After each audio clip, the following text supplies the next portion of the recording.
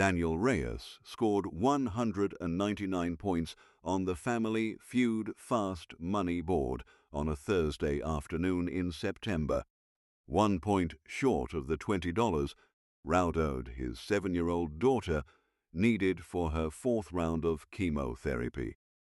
When Steve Harvey read the number aloud, Daniel's knees buckled.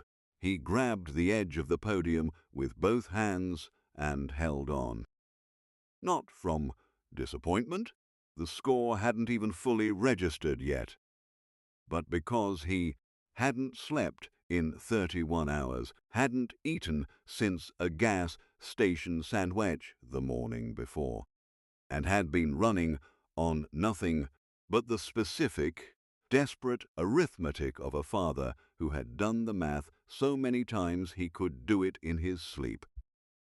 $20, 000, minus the insurance company had already denied, minus the second appeal they had also denied, minus the third appeal his caseworker had submitted with a letter from the oncologist and 2 independent specialists, which had also been denied, with the language in the rejection reading, "Treatment deemed not medically necessary at this time."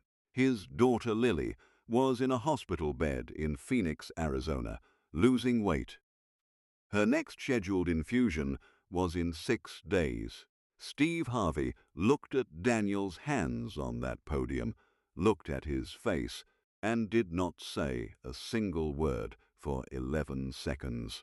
Then he set his cards down slowly on the lectern and said, "Hold on, nobody move." It was a Thursday in September, the kind of warm Atlanta afternoon that makes the Family Feud studio feel sealed off from the world outside.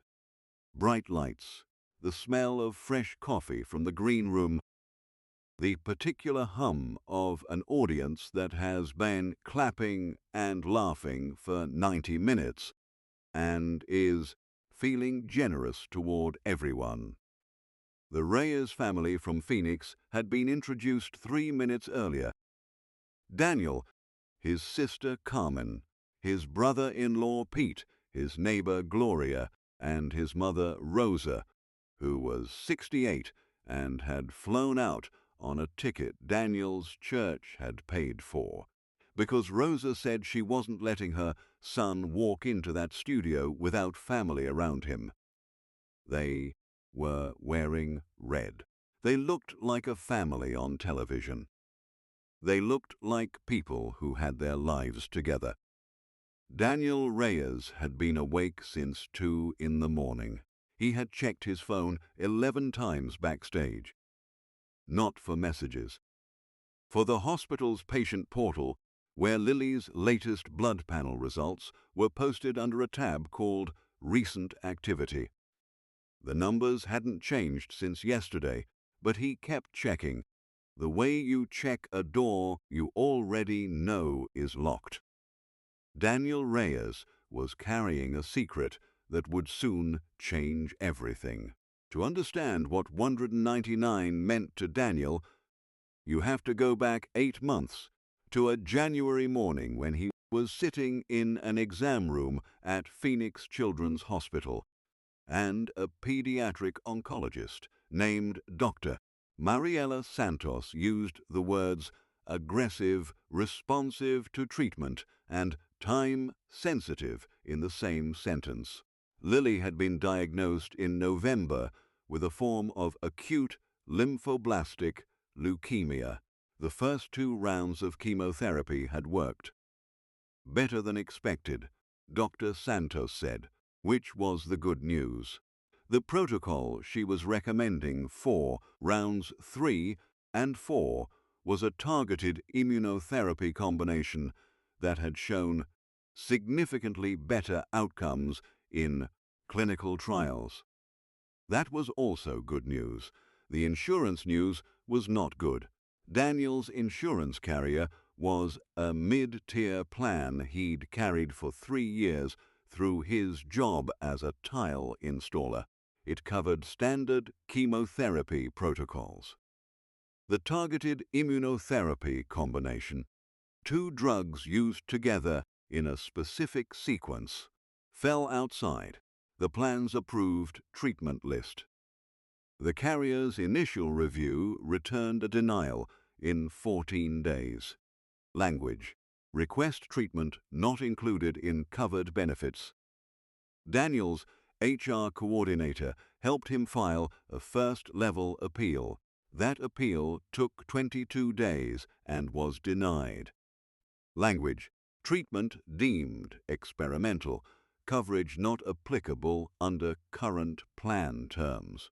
His caseworker at the hospital, a woman named Brenda who had been doing this for 19 years, submitted a second appeal with a letter from Dr. Santos, peer-reviewed studies on the treatment's efficacy, and a letter from a second independent oncologist confirming the recommendation. That appeal took 31 days. It was denied. Language: clinical evidence insufficient to override plan exclusion. Brenda had seen a lot of denials. She told Daniel this one was going to require a third-level external review, which meant submitting to an independent medical review board contracted by the state of Arizona. That process took 45 days minimum. Lily did not have 45 days before the treatment window Dr. Santos had identified would close. Daniel started calling everyone he knew. He called his brother in Tucson, who sent $800. He called Carmen, who put $100 to $200 on a credit card she was already carrying a balance on. He called his pastor, who organized a church fundraiser that raised $3,400 over 2 Sundays. He sold his truck, a 2018 Ford F-150 he'd been paying off for 4 years, for $9,200 in a private sale that took 11 days to close. He set up a GoFundMe page at 11 o'clock on a Tuesday night, sitting alone at his kitchen table after Lily was asleep, and by the time he woke up the next morning it had raised $2,100 from people he'd never met. He was still $6,000 short. Every morning he got up at 5:30 to be at the first job site by 6:30. He was working double shifts 4 days a week. He came home, made dinner, helped Lily with whatever she felt well enough to do. Sometimes a puzzle, sometimes just lying on the couch watching cartoons, her head on his shoulder. And after she was asleep, he sat at the kitchen table and worked the numbers.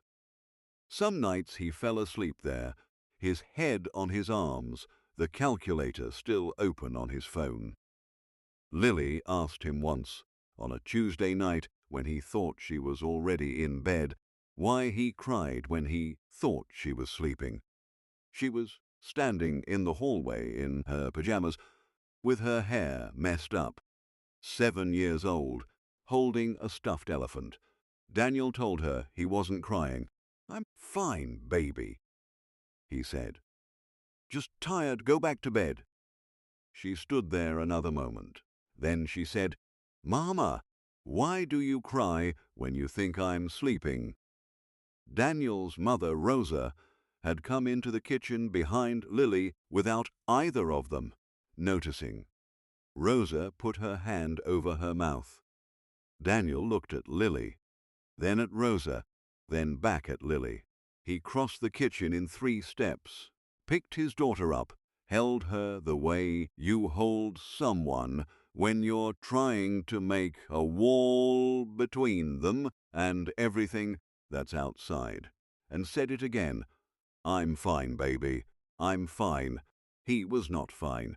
He applied to Family Feud 6 months earlier, when Carmen mentioned she'd seen a clip online of the show giving away money, and someone said the fast money top prize was $20,000.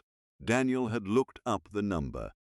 $20,000 was exactly, not approximately, exactly, what he needed to cover the remaining gap after the fundraiser, after the truck, after everything. He'd filled out the application at midnight, after the dishes were done, and Lily was in bed, sitting at the same kitchen table where he did the math every night. He had not told Lily about the show. He didn't want to make her a promise he might not keep. The day he flew to Atlanta, he told her he had a work trip, and then character said something no one was prepared for. The fast money round started clean. Daniel was sharp, focused, moving through the questions with the precision of a man who has been concentrating very hard on very high-stakes things for a very long time. His answers landed. The scores added up. When his partner, Tanya, came out for the second half, the audience was already leaning forward. Tanya got through her questions fast. The board filled in.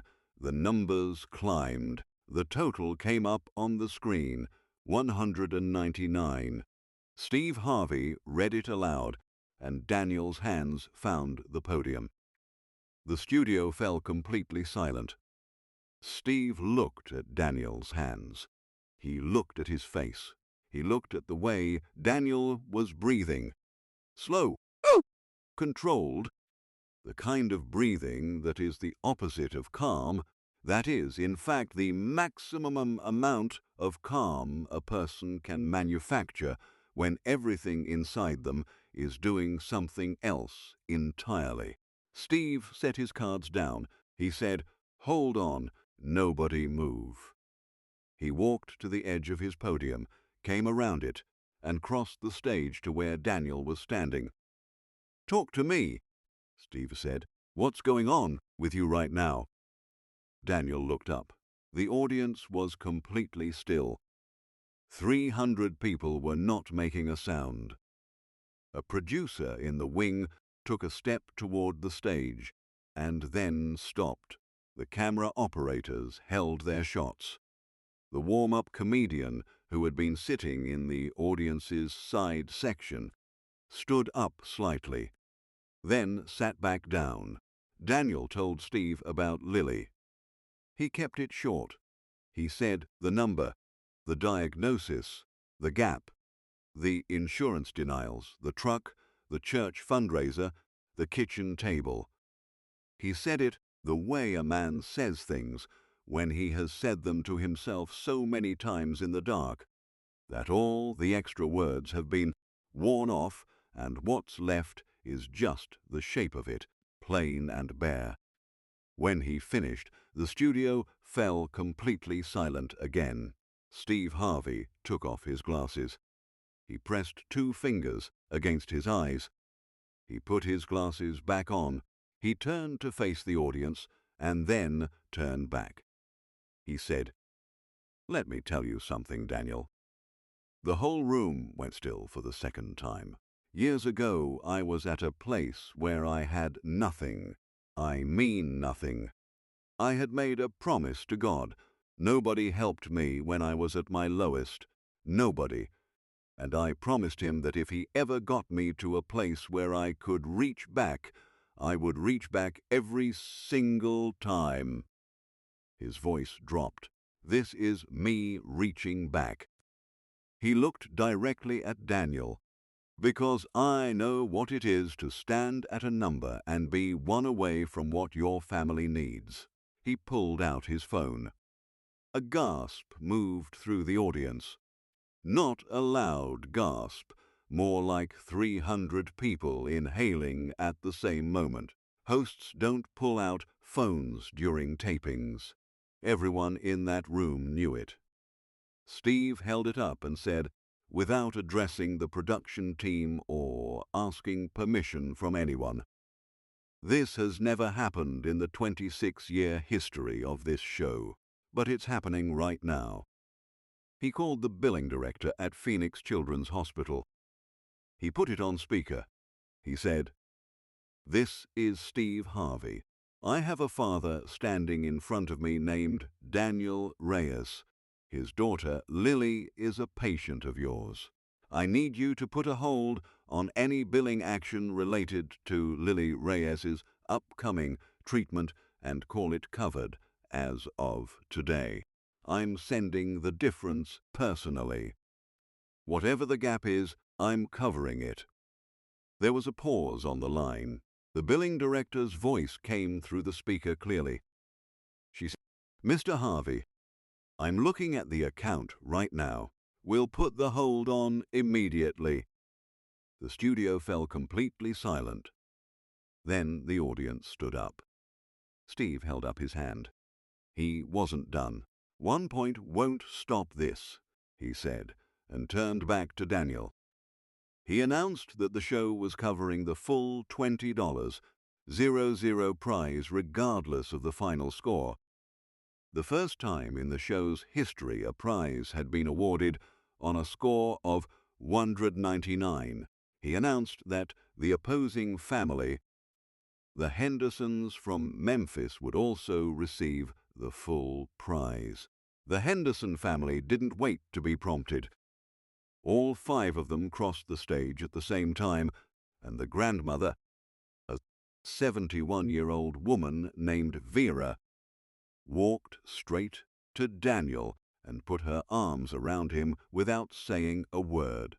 The audience did not sit back down for 4 minutes. But Steve wasn't done. He turned to face the camera. He said, "I want to talk to everyone watching at home.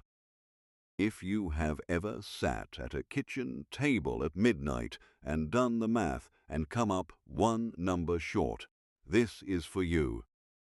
If you have ever had an insurance company send you a piece of paper that said not medically necessary about your own child, this is for you." He paused. "The system failed this man every single step of the way, and I want you to know that one person deciding to act can undo years of that." The 199 Foundation was announced 6 weeks later, named for the score on the board and for every parent who had ever been 1 number short of what their child needed. Its founding mission: to provide emergency bridge funding to families whose insurance coverage had been denied during active pediatric treatment, specifically to cover the gap between denial and appeal resolution. Steve committed the initial $500,000. Within 72 hours of the episode airing, another $1.3 million had been donated by viewers. The clip of Daniel's hands on the podium and Steve setting down his cards was the moment the internet stopped on. It had been viewed 12 million times before the episode even finished airing on the East Coast. By the following morning, it had crossed 90 million.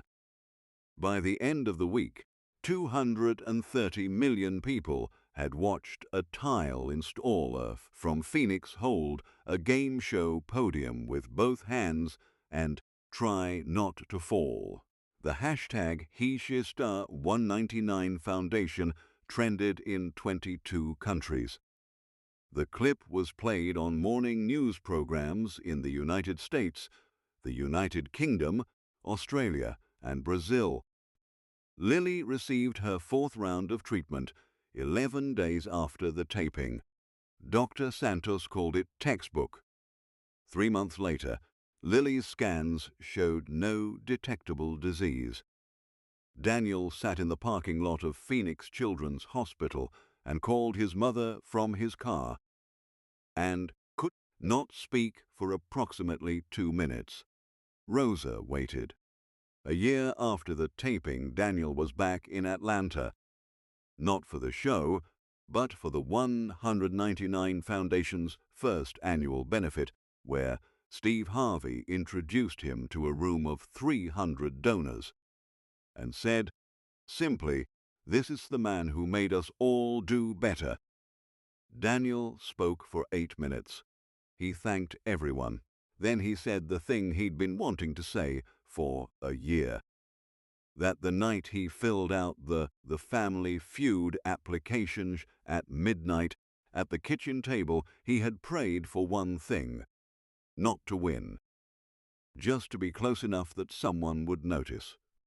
5 years later, the 199 Foundation has provided emergency gap funding to more than 3,100 families across 41 states, disbursed over $22 million in bridge assistance, and successfully advocated for insurance regulation changes in 9 states that require carriers to provide interim coverage during the external appeal period for pediatric oncology cases. Daniel Reyes sits on its board of directors. Lily, now 12, has spoken at 2 of its annual benefits.